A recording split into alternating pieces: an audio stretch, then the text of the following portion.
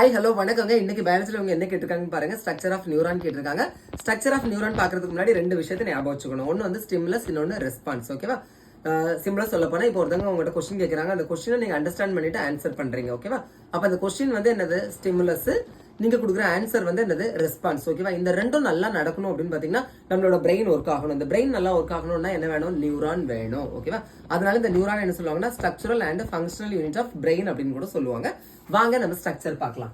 இதுல பாருங்க, இந்த டென்ட்ரைட்ஸ் இருக்கா, பிரான்ச் ரிலே ஸ்ட்ரக்சர். அதான் ஃபர்ஸ்ட் அவங்க தான் என்ன பண்ணுவாங்க, அந்த சிக்னல்ஸ் எல்லாத்தையும் ரிசீவ் பண்ணுவாங்க. ரிசீவ் பண்ணி எங்க அனுப்புவாங்க?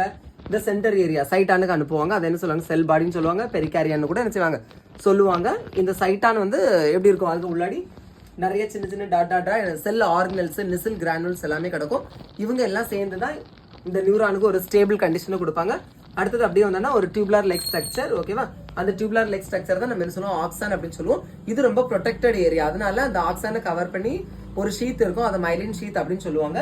இதுலதான் என்ன நடக்கும்? நிறைய வந்து அந்த ஸ்டிமுலஸ் அண்ட் ரெஸ்பான்ஸுக்குள்ள வேலை எல்லாமே இங்க தான் நடக்கும். அடுத்து லாஸ்ட் பார்த்தீங்கன்னா நெர்வ் எண்டிங். இந்த ஏரியால தான் ஒரு நியூரான் இன்னொரு நியூரான் கூட என்ன ஆகும்? கனெக்ட் ஆகும். ஓகேவா? அந்த நாப் லைக் ஸ்ட்ரக்சர் சினாப்டிக் நாப் அப்படின்னு சொல்லுவாங்க.